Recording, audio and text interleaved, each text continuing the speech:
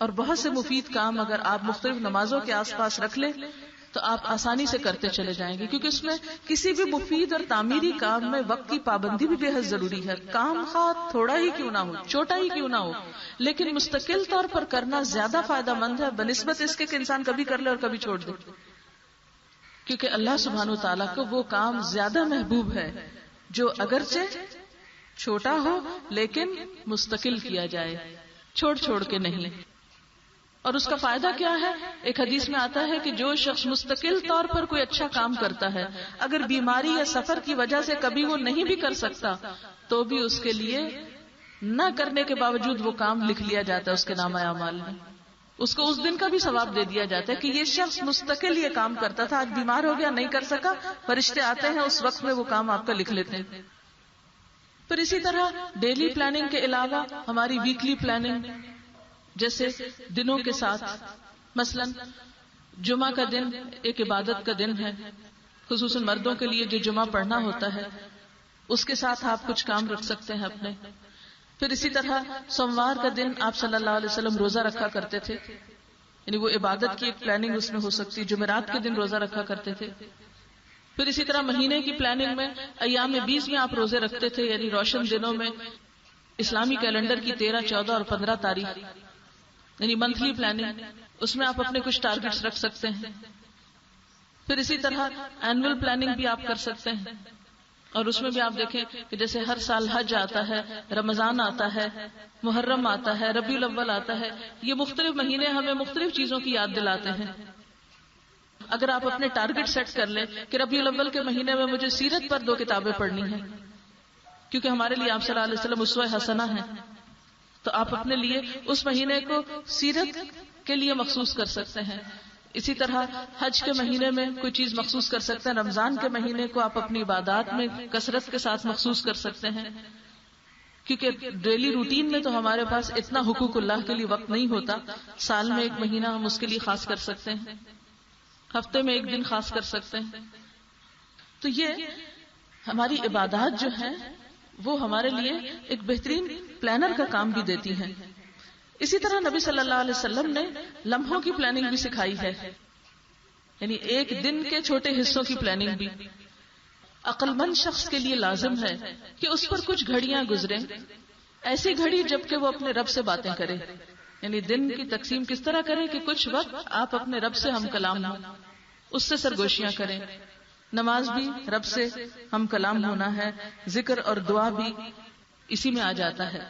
ایسی گھڑی جبکہ وہ اپنی ذات کا محاسبہ کرے، یعنی سیلف ایویلویشن، سیلف انالیسس، اپنی ذات کا حساب کہ میرے اندر کیا خوبی ہے، کیا خامی ہے، کہاں میں نے خرابی کی، کہاں میں اپنے اندر مزید امپروومنٹ کر سکتی ہوں، کہاں میرا کس سے معاملہ خراب ہوا، کہاں میں نے کس پر زیادتی کی، کہاں کسی نے مجھ پر زیادتی کی، کہاں میرا ری ایکشن کیا تھا. آپ اس کے لیے قلم کا سہارا لے سکتے ہیں. دن بھر کی خامیوں کو آپ کسی ایک جگہ لکھ سکتے ہیں، 5 منٹ درکار ہے اس کے لیے، اور پھر اپنا محاسبہ کرتے رہیں. اپنے ساتھ شعوری کوشش کریں ان خامیوں کو اپنے اندر سے نکالنے کی. پھر جو اچھی چیزیں آپ پڑھیں ان کو اپنی زندگی میں لانے کی پلاننگ کریں. پھر ایسی گھڑی جبکہ وہ خدا کی تخلیق میں غور کر رہا ہے، یعنی تھوڑی دیر آپ اپنی روٹین کے کاموں سے باہر نکلیں، کچھ واک کریں، پھولوں کو دیکھیں، پھلوں کو دیکھیں، پتوں کو دیکھیں، درختوں کو دیکھیں، آسمان کو دیکھیں، ستاروں کو دیکھیں. اور کبھی کبھی ہفتے میں ایک بار کہیں باہر کھلے مقام پہ چلے جائیں، کبھی سال میں ایک مرتبہ کسی ایسی جگہ پر چلے جائیں جہاں آپ کوئی سیاحت کریں، کوئی نئی چیزیں سیکھیں، خود سیکھیں، بچوں کو سکھائیں. ہماری اگر سیر و تفریح ہوتی بھی ہے تو زیادہ زیادہ ریسٹورانٹ تک، یا کوئی کپڑوں کی دکانوں تک، یا کچھ اور اسی طرح کے چند جگہوں پر. اس میں بھی ہم کائنات میں غور و فکر کا کوئی پلان نہیں کرتے، پروگرام نہیں بناتے. جبکہ دن میں ایسی گھڑی ہو جبکہ خدا کی تخلیق میں غور کیا جائے. اور خدا کی تخلیق میں کیا چیزیں حائل ہیں، یہ ہماری مصنوعی زندگی. آپ دیکھیں کہ جب ہم کمرے کے اندر ہوتے ہیں تو کون سی خدا کی تخلیق ہمیں نظر آتی؟ ساری انسانی تخلیقات ہی نظر آ رہی ہوتی ہیں. کرسٹل ہے، شیشہ ہے، فرنیچر ہے، کارپیٹس ہیں، سب مصنوعی زندگی. رب کی یاد کہاں سے آئے؟ یہاں ایک آئینہ ہے جس میں خود کو دیکھ رہے ہیں، وہاں ایک اٹریکشن کی چیز ہے جس سے دل بہلا رہے ہیں، یہاں ایک بت رکھا ہوا ہے جس سے دل لگائے ہوئے ہیں، یادیں وابستہ کیے ہوئے ہیں. رب کی یاد کہاں سے آئے گی؟ غور و فکر کہاں سے ہوگا؟ وہ عرب کے صحرا میں رسول اللہ صلی اللہ علیہ وسلم کی آمد اس لحاظ سے انسانیت کے لیے ایک عظیم تحفہ تھی کہ ان لوگوں کے نیچے ایک وسیع صحرا تھا اور اوپر ایک وسیع آسمان تھا. چند چیزیں تھی ان کے پاس، اونٹ تھے، خیمے تھے، مختصر سا کھانا تھا. تو جتنی ان کی سوچ میں گہرائی اور وسعت تھی وہ ہمارے دلوں میں نہیں رہی.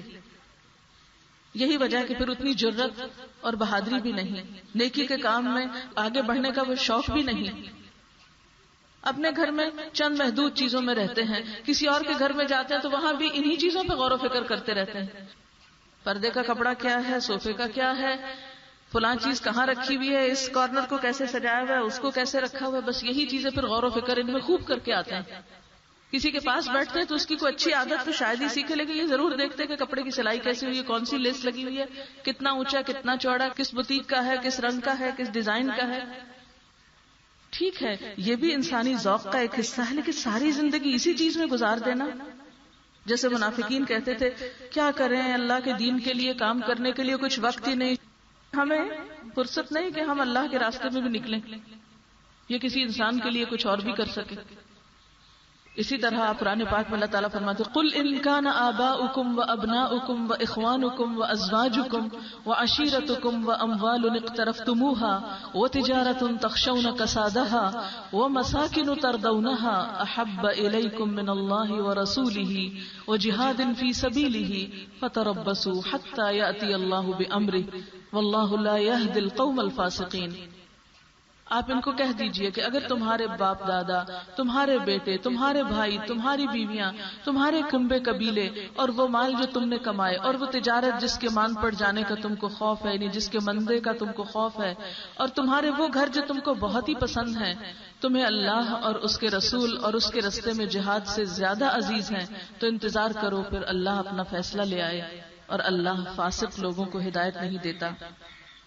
ان سب چیزوں کی محبت اللہ ہی نے ہمارے دل میں ڈالی، لیکن جب اس محبت میں انتہا ہو جاتی ہے، ہم ایکسٹریم پہ نکل جاتے ہیں، اتنے مشغول ہو جاتے ہیں کہ ہمیں پھر اللہ کے دین کے لیے، اللہ کی عبادت کے لیے وقت نہیں ملتا، تو یہ چیز قابل قبول نہیں ہے ایک مسلم سے. کیونکہ ہمیں دنیا میں دوسری انسانیت کی رہنمائی کے لیے بھیجا گیا ہے. پیغمبروں کی آمد کا سلسلہ تو ختم ہے، اب ہمیں بتانا ہے دنیا کو کہ صحیح کیا ہے، غلط کیا ہے، حق کیا ہے، باطل کیا ہے، اچھا کیا ہے، برا کیا ہے. ہم اللہ کی کتاب کے وارث ہیں، لیکن ہمیں تو اپنی ذات سے ہی فرصت نہیں. ہم دوسروں تک خیر کا پیغام کب لے کر جائیں گے، دوسروں کے بھلے کے کب ہوں گے. تو اس لیے بہت ضروری ہے کہ ہم کچھ گھڑیاں نکالیں اپنے رب کے ساتھ کمیونیکیشن کے لیے، کچھ گھڑیاں نکالیں اپنی ذات پر تنقید اور اپنے آپ کو اسیس کرنے کے لیے، اپنے کام کو دیکھنے کے لیے کہ ہم کہاں صحیح ہیں اور کہاں ابھی ہم وقت ضائع کر رہے ہیں. اپنے ٹائم ویسٹرز کو شمار کیجیے اور پھر اللہ کی تخلیق میں غور و فکر کیجیے. اور ایسی گھڑی جب کہ انسان کھانے پینے کی ضرورتوں کے لیے وقت نکالے، یعنی اپنی ذات کے لیے بھی وقت نکالے، اس سے بھی غافل نہ ہو. اور یاد رکھیے کہ کچھ کاموں میں وقت کی پابندی پھر ضروری ہے. جیسے یہ 4-5 کام بتائے گئے نا، تو آپ اس کو نمازوں کے ساتھ بھی مخصوص کر سکتے ہیں، صبح شام میں بھی، دن رات میں بھی آپ تقسیم کر سکتے ہیں کہ کون سا وقت خود احتسابی کے لیے ہے، کون سا وقت اللہ تعالیٰ سے ہم کلامی کے لیے ہے، کون سا وقت غور و فکر کے لیے ہے، کون سا وقت کھانے پینے کے لیے. اس کو پھر آپ خود پلان کریں گے، خود تقسیم کریں گے. لیکن جب تک یہ کریں گے نہیں، اس وقت تک زندگی مفید کاموں میں نہیں گزرے گی. پھر اسی طرح کچھ کام ایسے ہیں جو ہمیں دن میں ہی کرنے ہیں، وہ رات پہ نہیں چھوڑے جا سکتے، کیونکہ وہ کام اللہ تعالیٰ رات میں قبول نہیں کرتے. کچھ کام ایسے ہیں جو رات میں کرنے کے ہیں، وہ اللہ تعالیٰ دن میں قبول نہیں کرتے. اس سے کیا پتہ چلتا ہے کہ ہر چیز کا ایک وقت مقرر ہے، وہ اس وقت کے اندر کی جائے تو بہت اچھی، اور اگر وقت گزرنے کے بعد کی جائے تو اس کا وہ فائدہ نہیں. یعنی وقت کے بہترین استعمال کے لیے جو کام جس وقت کے لیے ہے اسی وقت میں کیا جائے. اور جیسے مشہور محاورہ آج کا کام کل پہ مت ڈالو، تو اسی طرح کل تو کیا اسلام میں تو دن کا کام رات پہ اور رات کا کام دن پہ نہ ڈالو.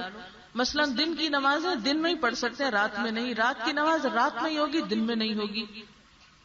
اسی طرح اگر کوئی شخص رات کو جاگتا ہے اور دن کو سوتا ہے تو یہ بھی فطرت کے خلاف جانا ہے. تو ہر چیز موقع کی مناسبت سے، وقت کی مناسبت سے ہی زیادہ فائدہ مند ہے. یعنی وقت کے استعمال کا جو صحیح طریقہ ہے یا صحیح اوقات ہے، اسی میں وہ جچتا ہے، اس کے علاوہ نہیں. چونکہ وقت کم ہے اس لیے چند ایک باتیں مختصراً عرض کرنا چاہوں گی. خلاصے کے طور پر عرض کروں گی کہ ہماری زندگی کا ایک محدود وقت ہے، وہ بڑھے گا نہیں. ہم اپنی آخرت کے لیے جو کمانا چاہتے ہیں، اس دنیا کی زندگی کو بہتر بنانے کے لیے، کامیاب زندگی گزارنے کے لیے ہمیں جو کچھ کرنا ہے، ان سب چیزوں کے بارے میں آپ پلاننگ کر لیجئے کہ آپ کیا کیا کرنا چاہتے ہیں. محدود وقت ہے، دوبارہ نہیں ملے گا، بڑھا نہیں سکتے، خرید نہیں سکتے، ادھارا نہیں لے سکتے، کسی سے مانگ نہیں سکتے، چھین نہیں سکتے، جمع نہیں کر سکتے. لہذا جو ہے اس کو پوری پلاننگ کے ساتھ صرف بہتر نہیں، بہتر سے بہترین طریقے پر گزارنا ہے. پھر کاموں کی تقسیم کرنی ہے. پھر اسی طرح ان اسباب کا جائزہ لینا ہے جو ہمارے وقت کے صحیح استعمال میں رکاوٹ بنتے ہیں. مثلاً سستی، مثلاً مقبول عام بننے کا شوق، ہر فن مولا بننے کا، ہر ایک کی آنکھوں کا تارا بننے کا شوق، شہرت کا شوق، ہر دل عزیز ہونے کا شوق. یہ تمام وہ اسباب ہیں جس سے انسان اپنے مقصد سے بھی ہٹ جاتا ہے اور بہت سا وقت ان چیزوں میں ضائع ہو جاتا ہے.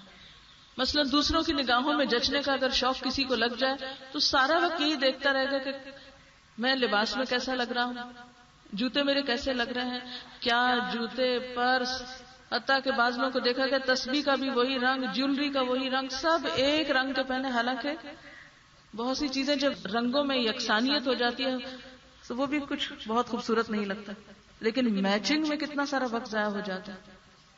محض ایکسپٹنس کا شوق کہ لوگ ہمیں ایکسپٹ کر لیں، ریجیکشن کا جو خوف ہے اس کی وجہ سے بھی ہم محض ہر دل عزیز بننے کے لیے بہت سے ایسے کام کرتے رہتے ہیں جن کی ہمیں حقیقت میں ضرورت نہیں ہوتی. پھر اسی طرح خواہشات کی پیروی، بس جی چاہ رہا ہے، اس وقت ہمارا جی چاہ رہا ہے سونے کو، تو چاہے کتنا بھی اہم کام ہے ہوتا رہے، کر لیں گے بعد میں. سستی کے مارے سستاتے رہنا، لیٹے رہنا، بعض اوقات جاگ بھی جاتے ہیں تو گھنٹوں بس نگاہیں چھت پہ گاڑ کے سوچتے ہی رہتے ہیں، کبھی ایک کی فکر کبھی دوسرے کی فکر، اٹھ کے کوئی تعمیری کام نہیں کرتے کہ ہم اس فکر سے باہر نکلیں. پھر اسی طرح لمبی امیدیں باندھنا، لمبے لمبے منصوبے بنانا کہ جس کے کرنے کے اہل بھی نہ ہوں، قابل بھی نہ ہوں. پھر اسی طرح وقت کی تقسیم کے طریقے نہ آنا، اور سب سے خطرناک بات بیکار لوگوں کی کمپنی اور دوستی. کیونکہ جیسے لوگ ہمارے دوست ہوں گے ہم ویسے ہی کام کریں گے. اکثر لوگ کام کیوں نہیں کر پاتے؟ ان کے دوست ان کو کام کرنے نہیں دیتے، وہ کسی نہ کسی چیز میں ان کو الجھائے رکھتے ہیں. اچھا تھوڑی دیر اور بیٹھ جاؤ، اچھا ایک اور بات سن لو، اچھا اتنا بھی ٹائم نہیں ہے. چھوٹی چھوٹی چیزوں کی دھمکیاں دے کے بہت سا وقت گزار لیتے ہیں. اور خصوصاً پھر یوتھ میں ایسا بہت کمپلیکس ہو جاتا ہے کہ ہم دوستوں میں بہت مقبول نہیں ہوں گے. تو یہ جو مقبولیت کا شوق ہے کہ لوگ ہمیں ایکسپٹ کر لیں اور ہم لوگوں کی مرضی کے مطابق ہو جائیں، یہ وقت ضائع کرنے کا ایک بہت بڑا سبب ہوتا ہے. تو اس لیے آپ صلی اللہ علیہ وسلم نے فرمایا اغتنم خمسا قبل خمس، 5 چیزوں کو 5 چیزوں سے پہلے غنیمت سمجھو. حیاتک قبل موتک، اپنی زندگی کو غنیمت سمجھو موت سے پہلے. وصحتک قبل سقمک، اپنی صحت کو بیماری سے پہلے. وفراغک قبل شغلک، اور فراغت کو مشغولیت سے پہلے. وشبابک قبل حرمک، جوانی کو بڑھاپے سے پہلے. وغناک قبل فقرک، غنا کو یعنی دولت کو فقر سے پہلے، محتاجی سے پہلے. اور سب سے بڑی بات جو خود اللہ تعالیٰ نے فرمائی فَفِرُّوا إِلَى اللَّهِ، اللہ کی طرف دوڑو. فَاسْتَبِقُوا الْخَيْرَاتِ، نیکی کے کاموں میں ایک دوسرے سے آگے بڑھو، جلدی کرو. اس لیے کہ کچھ خبر نہیں کس وقت واپسی کا بلاوا آ جائے. لہذا کچھ وقت اللہ کی عبادت کے لیے، کچھ وقت بندوں کی خدمت کے لیے، کچھ اپنی ضروریات کو پورا کرنے کے لیے، اور کرنے کے جو بھی کام ہوں ان کی ایک باقاعدہ ہر روز اپنے پاس لسٹ بنائیں. اپنے فرائض کی ادائیگی، کیونکہ حدیث میں آتا ہے کہ بندہ اللہ کا قرب سب سے زیادہ جس چیز سے حاصل کرتا ہے وہ فرائض کی ادائیگی ہے. جو ڈیوٹی ہے آپ پر، جو امانت ہے آپ کے ذمے، اس کی ادائیگی سب سے بہترین استعمال ہے وقت کا. مثلا ایک شخص فرض نماز نہیں پڑھتا، اس وقت میں اگر وہ تسبیح لے کے بیٹھا ہوا تو اس تسبیح کا کوئی فائدہ نہیں.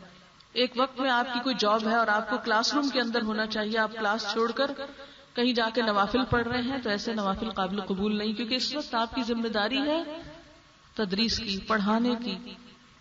تو جو کام جس وقت کے لیے ہے اس کی پابندی اور امانتوں کی ادائیگی اور فرائض کی پابندی بے حد ضروری ہے. اور پھر آپ دیکھیے کہ وقت کے بڑے حصے تو اپنی جگہ، لیکن وقت کے چھوٹے حصوں کو استعمال کرنا بے حد ضروری ہے. نہیں ضروری نہیں کہ اعلیٰ درجے کے کاموں کے لیے ہمارے پاس ایک لمبی عمر ہو تو ہم کرتے رہیں گے، یا بڑے بڑے وقت ہوں اور بہت پلاننگ ہو. بعض اوقات بڑے بڑے کام چھوٹے چھوٹے وقت میں بھی کیے جاتے ہیں. مثلا آپ نے کتابیں پڑھی ہوں گی، زندگی بے بندگی شرمندگی، بنت الاسلام صاحبہ کی کتابیں ہیں. لاہور کالج میں پروفیسر تھی، مسز حنیف کے نام سے مشہور تھی. مجھے ان سے ملنے کا بھی اتفاق ہوا، ان کا درس وغیرہ کلاس اٹینڈ کرنے کا بھی اتفاق ہوا. میں خود اس وقت چھوٹی تھی، مجھے بہت حیرت ہوتی تھی، یہ پڑھاتی بھی ہیں، ان کا گھر بھی ہے، ان کے بچے بھی ہیں، اور یہ کتابیں بھی لکھتی ہیں. کتابیں کیسے لکھتی ہیں؟ ہماری دوسری خواتین کتابیں کیوں نہیں لکھ پاتی جبکہ وہ کوئی جاب بھی نہیں کرتی، سارا وقت گھر میں ہوتی، ایسا تعمیری کوئی کام نہیں کرتی. تو میں نے ان سے پوچھا کہ آپ یہ کب لکھتی ہیں، آپ کو کب فراغت ہوتی ہے لکھنے کی؟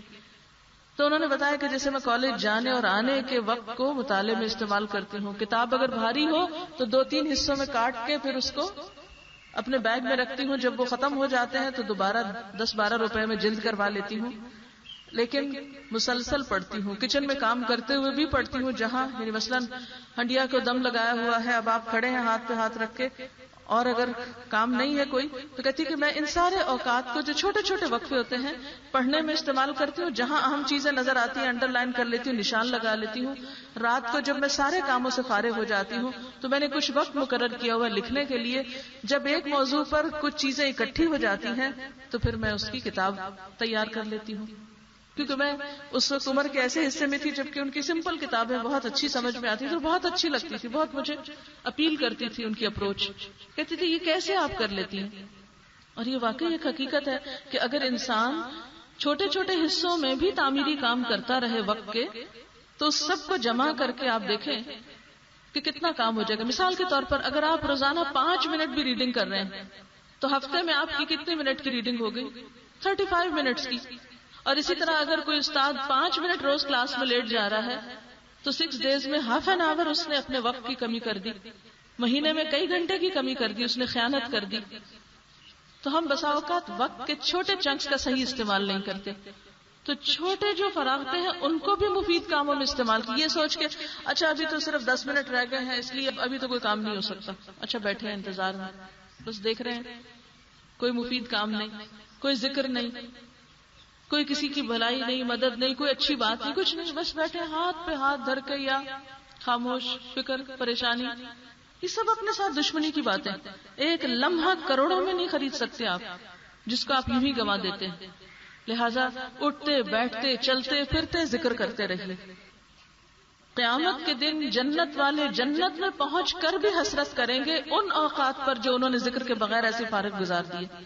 اگرچہ وہ نیک کاموں کی وجہ سے جنت میں چلے جائیں گے لیکن پھر بھی ان کو پریشانی ہوگی، اوہ فلاں وقت وہ خالی گزر گیا، اس میں اگر ایک دفعہ سبحان اللہ کہتا، ایک دفعہ الحمدللہ کہتا تو کتنا بڑا اجر ہوتا ہے. حدیث میں آتا ہے الحمدللہ تملأ المیزان، ایک دفعہ الحمدللہ کہنا میزان کو بھر دیتا ہے. الحمدللہ اور سبحان اللہ تملأان ما بین السماوات والارض، سبحان اللہ اور الحمدللہ پڑھنا آسمان و زمین کے درمیان کی جگہ کو بھر دیتا ہے. یعنی اتنا اجر و ثواب ہے ذکر کا. لیکن ہم کتنے ہی لمحے ایسے ہیں چلتے پھرتے، واک کرتے، گھر کے کام کاج کرتے، کسی جگہ ڈاکٹر کے کلینک پہ یا کسی بس سٹاپ پہ انتظار کرتے، بہت سا ذکر کر سکتے ہیں، کچھ پڑھ سکتے ہیں، کوئی اور تعمیری کام کر سکتے ہیں جس کا بھی ہم موقع پائیں. کسی کو رستہ دکھا سکتے ہیں، کسی کا ہاتھ پکڑ کے چلا سکتے ہیں، کسی نابینا کی مدد کر سکتے ہیں، کسی کمزور کی، کسی بے سہارا کی، اور کچھ نہیں تو اپنے آس پاس کو صاف ستھرا کر سکتے ہیں. بعض اوقات ہم گھر میں سوچتے ہیں اچھا صفائی کریں گے جب اتوار آئے گی مثلاً یا کوئی بڑا وقت آئے گا. نہیں، ہر روز ایک ایک کونے کی چھوٹے چھوٹے وقت میں، انتظار کے وقت میں صفائی کر لیجئے. مجھے اس دفعہ عمرے پہ جانے کا اتفاق ہوا تو وہاں جس ہوٹل میں ٹھہری ہوئی تھی اس کے ساتھ ہی ان کا اسٹور روم تھا، وہاں ایک بڑا سا چارٹ لگا ہوا تھا. پورے ہفتے کی وہاں پلاننگ لگی ہوئی تھی، کس دن لیمپ صاف کرنے ہیں، کس دن فرنیچر کا کون سا حصہ پالش کرنا ہے، پینٹ کیا کرنا ہے وغیرہ وغیرہ. تو میں حیران ہو رہی تھی دیکھ کے کہ مہینے بھر کی صرف صفائی کی چھوٹی چھوٹی چیزوں کی پلاننگ لگی ہوئی تھی. اور ظاہر ہے کہ اگر ہر روز آپ دیکھ رہے تھے اچھا آج اس مہینے کی 1 تاریخ ہے اور آج سارے فلور کے لیمپ صاف کرنے کا دن ہے، وہ ایک ایسی چیز لکوڈ یا جس سے بھی صاف کرنا ہے وہ سٹف لا کے تو سارے صاف ہو گئے. اگلے دن مثلاً بیڈ یا کچھ اور وٹ ایور جو بھی وہاں فرنیچر وغیرہ تھا, تو میں سوچی تھی کہ اچھا یہ راز ہے ان کی اتنی صفائی اور اتنی مینٹیننس کا کہ ہر چیز کو اتنے آبجیکٹ کو الگ الگ توجہ دی ہوئی ہے اور اس کی بھی پلاننگ کی ہوئی ہے. تو اگر دنیا کے کاروبار کے لیے لوگ لیمپ صاف کرنے کے لیے دن مقرر کر سکتے ہیں تو ہم اپنے دلوں کی صفائی کے لیے اور اپنے اور بہت سی مفید چیزیں سیکھنے پڑھنے کے لیے وقت کیوں نہیں نکال سکتے, کیوں نہیں پلاننگ کرتے. اور پھر آخری چیز یہ کہ ہر کام میں نیت اچھی کر لیں, چھوٹا کام ہو یا بڑا کام, ہر کام عبادت ہو جائے گا. اگر آپ مسکرا بھی رہے ہیں اور نیت آپ کی ہے کہ میں ایک سنت پر عمل کر رہی ہوں تو وہ بھی صدقہ ہے. کسی کے دل خوش کرنے کے لیے اچھی بات کر دینا وہ بھی ایک صدقہ ہے. رستے سے تکلیف دہ چیز ہٹا دینا اور چلتے چلتے وہ بھی ایک صدقہ ہے. تو کوئی بھی کام آپ کر لیں, نیت اچھی کر لیں, تو خواہ وہ دنیا کا ہی کام کیوں نہ ہو, بظاہر معمولی کام ہی کیوں نہ ہو, بہت بڑے اجر کا ذریعہ ہو سکتا ہے. اب دیکھیں کہ جب ہم اچھی نیت کرتے ہیں نا تو سونا بھی عبادت ہو جاتا ہے. اگر انسان اس لیے سوتا ہے کہ میں دوبارہ کام کے قابل ہو سکوں, عبادت کے قابل ہو سکوں, جلدی سوتے ہیں تاکہ فجر کی نماز کے لیے اٹھ سکے, تو پوری رات عبادت ہے آپ کی. کھانا اس لیے کھا رہے ہیں کہ آپ کو صحت اور طاقت ملے, تو یہ بھی آپ کی عبادت میں شامل ہو گیا. مثلا بچوں سے پیار کر رہے ہیں تو بچوں کا حق دے رہے ہیں, کسی غریب کمزور کے کام آ رہے ہیں, مدد کر رہے ہیں, کسی کا دل خوش کر رہے ہیں, کسی بیمار کی عیادت کے لیے جا رہے ہیں. ہر چیز میں آپ نیت اچھی کر لیجئے, سب کچھ عبادت ہو جائے گا. ایک شخص آیا کنویں سے پانی لینے کے لیے, تو جانور تھا اس کے پاس, اس کو باندھنے کے لیے اسے کوئی چیز نہ ملی, اس نے آ کے قلعہ ٹھونکا تاکہ کوئی بھی آئے تو وہ اپنا جانور باندھ کے پانی لے سکے. اچھی نیت کے ساتھ ایک کام کی. دوسرا آیا تو اس نے کہا وہ کسی کو ٹھوکر لگے گی کنویں میں جا پڑے گا, اس نے وہ کھیڑ کے پھینک دیا. دونوں کی نیت اچھی تھی, کام مختلف تھا. بخشش کے لیے آپ دیکھیں کہ بعض اوقات چھوٹا سا چھوٹا عمل انسان کی بخشش کے لیے کافی ہو جاتا ہے اگر اس کے پیچھے نیت اچھی ہو. تو وقت کے بہترین استعمال میں نیت کا بہترین کر لینا بھی شامل ہے. پھر اگر آپ کو کوئی تکلیف بھی ہے, کوئی بیماری بھی ہے, کسی وجہ سے آپ وقت کو کوئی بہت اچھے کام میں نہیں بھی استعمال کر پا رہے, کسی مجبوری کی وجہ سے, کسی اور پابندی کی وجہ سے, مثلا ایک موقع پر آپ صلی اللہ علیہ وسلم نے صرف اپنا وعدہ پورا کرنے کے لیے 3 دن ایک جگہ پر گزار دیے, کہ دوسرے شخص نے کہا میں بھی آتا ہوں, اور وہ 3 دن نہیں آیا اور آپ وہیں کھڑے رہے. اب ان 3 دنوں میں آپ کیا کام کرتے؟ بعض ایسی بھی مجبوریاں ہو جاتی کہ آپ باندھ دیے جاتے ہیں, آپ کو کوئی زیادہ بہتر کام کرنے کا موقع نہیں ملتا. تو ایسے تمام اوقات میں جو بھی آپ کر سکتے ہیں ان میں اچھے کاموں کی پلاننگ کرتے رہیں. اس کے لیے ضرور کچھ وقت ایسا بیچ میں رکھیے, یعنی اپنی پلاننگ کو اس طرح ٹائٹ نہ رکھیے کہ کسی ایمرجنسی کو ڈیل کرنے کے لیے وقت نہ ہو. کچھ ایسے وقت پہ رکھیے جس میں ایک کی بجائے 2 آپشنز آپ کے پاس ہوں کام کرنے کی. اگر ایک نہ کر پائیں تو دوسرا کرتے ہوئے پھر پریشان نہ ہو کہ میں نے تو اس وقت یہ کرنا, مثلا میری ریڈنگ کا ٹائم تھا, اب یہ شخص کیوں آ گیا میرے پاس. پھر آپ کو یہ بھی گر آنا چاہیے کہ جو بیکار قسم کے لوگ ہیں ان کو کام لگائیں. میرے والد ہمیشہ کہتے تھے جن قابو کرنا سیکھیں. یہ جو لوگ جنوں کو قابو کرتے ہیں نا, وظیفے پڑھ پڑھ کے جن تابع کر لیتے ہیں, تو اگر جن کو کام نہ لگے تو جن قابو کرنے والے کو الٹا دیتا ہے. سنا ہوں ایسے ہی, اب حقیقت اللہ کو معلوم ہے. تو بعض انسان بھی جنوں کی طرح ہوتے ہیں, نہ خود کچھ کرتے ہیں نہ آپ کو کچھ کرنے دیتے ہیں. جیسے عام طور پہ بچے, تو اگر آپ بچوں کو کام نہیں لگائیں گے تو خود کچھ بھی نہیں کر پائیں گے. بہت سے لوگ مجھ سے پوچھتے ہیں کہ آپ کے بھی چھوٹے بچے تھے, آپ نے کیسے پڑھ لیا, کیسے پڑھا دیا. تو اس میں یہ ہے کہ ان کو مشغول کر دیں, ان کو کام لگا دیں, ان کو پڑھنے کی عادت ڈال دیں, ان کے کھیل کے اوقات مقرر کر دیں. تو جس وقت میں وہ مشغول ہیں اس وقت میں آپ بھی کوئی ایسا کام رکھ لیں کہ بچوں کی موجودگی آپ کو بودر نہ کرے. ان کے اندر کچھ ایسا ڈسپلن رکھیں, کچھ ایسی مصروفیات ان کی رکھیں.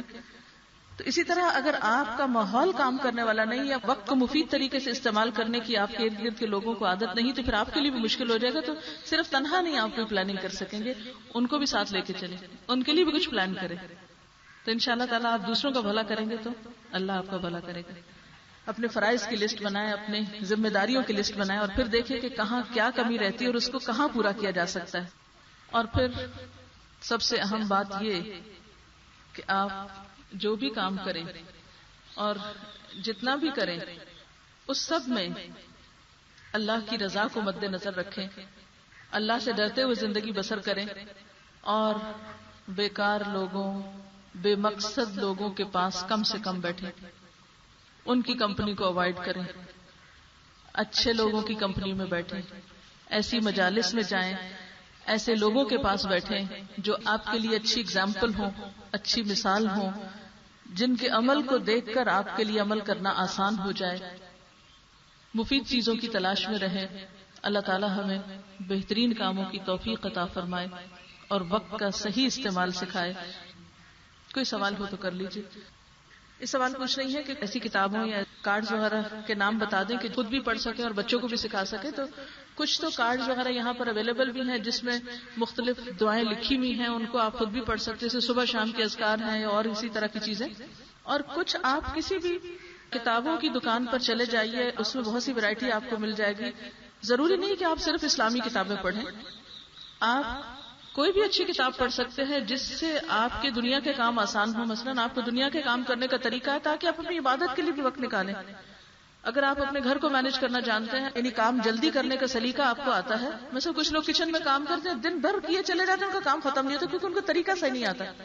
ہر برتن دھونے کے لیے نیا صابن لگا رہے ہیں اور پھر ٹیپ کھول رہے ہیں اور ایک برتن دھو کے رکھتے پھر نئے سے. اگر آپ کو صحیح سلیقہ اور طریقہ آتا ہو تو اس سے بھی آپ بہت سا اپنا وقت بچا سکتے ہیں. جیسے میں نے ابھی ذکر کیا نا بنت الاسلام کی کتاب ہے زندگی بے بندگی شرمندگی، تو اس میں آخرت کے بارے میں ہے، اللہ کی محبت کے بارے میں ہے، تزکیہ نفس کے بارے میں ایک کتاب ہے جس نے خود پرسنلی مجھے بہت فائدہ دیا تھا اپنی اصلاح کرنے میں. اور بھی سیرت پر مثلا محمد عربی کتاب ہے، بہت مفید کتاب ہے. اس طرح بایوگرافیز پڑھا کریں، تاریخ کے اوپر کتابیں پڑھا کریں. روزمرہ زندگی میں کامیاب زندگی گزارنے کے جو گر ہیں، طریقے ہیں، اخلاق پر مبنی آداب، اسلامک مینرز پر مبنی کتابیں پڑھیں. تو انشاءاللہ تعالیٰ روز چھوٹی چھوٹی چیز آپ خود بھی پڑھ سکتے ہیں، دوسروں کو پڑھا سکتے ہیں. مثال کے طور پر میں نے ابھی ریسنٹلی ایک حدیث کی کتاب لی ہے وہ ساری عربی میں، اردو میں نہیں ہے. تو اس میں انہوں نے ہر روز کے لیے 5-6 حدیثیں ایک پیج پر لکھی ہوئی ہیں. میں روزانہ 2 پیجز اس کے پڑھ لیتی ہوں صرف اپنے ریمائنڈر کے لیے. حدیث کی چھوٹی چھوٹی کتابیں جو ہیں ان سے آپ روز کی روٹین بنا سکتے ہیں کہ مثلا 1 پیج پڑھنا ہے روز. جلدی نہ کیجیے، پڑھیں، جائزہ لیں کیا میری زندگی میں یہ سنتیں ہیں. آپ صلی اللہ علیہ وسلم کے لیل و نہار پر مبنی چھوٹی چھوٹی کتابیں ہیں، بہت چھوٹی، پاکٹ سائز بیگ میں ڈالنے کی. اگر اس میں سے ایک سنت پڑھ کے ٹک کر لیں کہ ہاں یہ میں نے اپنے اندر ڈال لی ہے. مثلا چھوٹی چھوٹی چیزیں اگر آپ سنت کے مطابق کرتے تو سب کچھ آپ کا عبادت بن جاتا ہے. مثلا سونے کا طریقہ کیا ہے، کھانے کا کیا ہے، واش روم استعمال کرنے کا کیا ہے، اور بہت سی چیزیں. اسی طرح آپ کیسٹ سن سکتے ہیں. مثلا قرآن پاک آپ کا ٹھیک نہیں ہے تو آپ کیا کر سکتے ہیں کہ آپ کچن میں کام کر رہے ہیں، ساتھ تلاوت لگا لیجیے. مثلا آپ گاڑی کو ڈرائیو کر کے کہیں جاتے ہیں، آپ راستے میں کیسٹ لگا کے سنیے.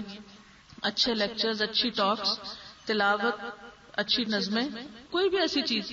صرف میوزک ہی کیوں، صرف وہی گھسے پٹے شعر ہی کیوں کہ جو محض ہمارے جذبات بھڑکاتے رہیں لیکن ہم کو کوئی اس میں سے تعمیری چیز نہ ملے کرنے کو. تو ایٹ ٹائمز ہمیں ٹھیک ہے بہت سی مختلف چیزوں کی ورائٹی کی ضرورت ہوتی ہے، انسان ایک ہی کام کرتے کرتے اکتا جاتا ہے. تو مختلف ایسی چیزوں کی تلاش آپ کریں گے تو آپ کو ملے گی ورائٹی.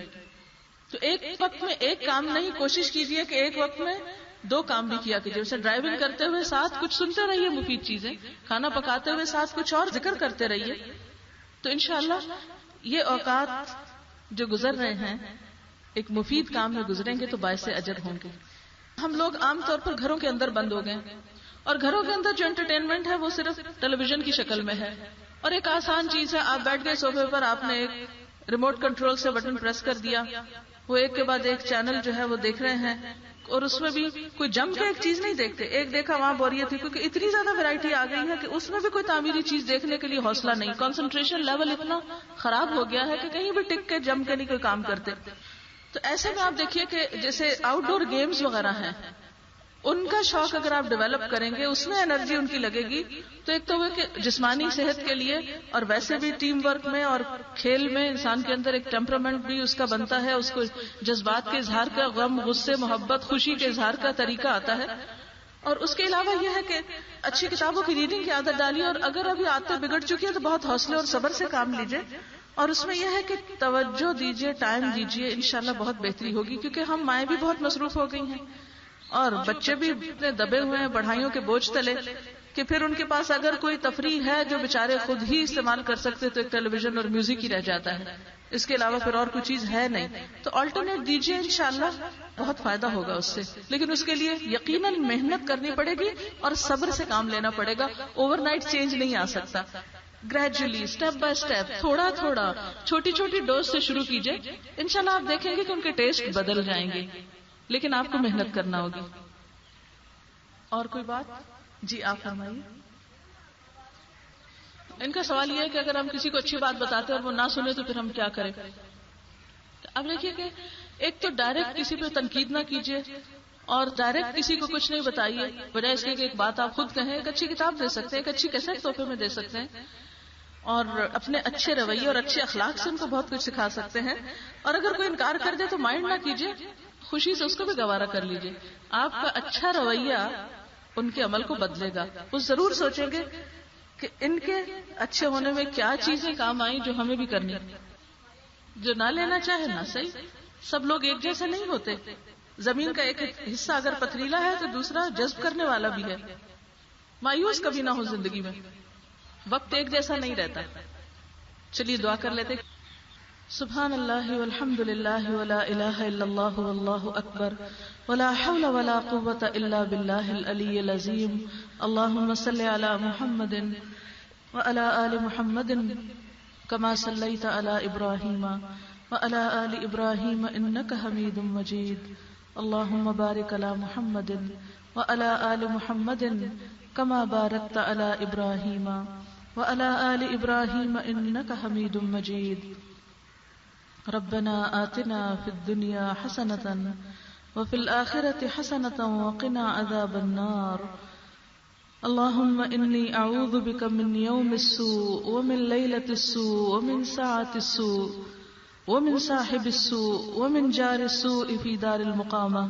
اللهم إنا نعوذ بك من الهم والحزن والعجز والكسل والجبن والبخل وغلبة الدين وقهر الرجال.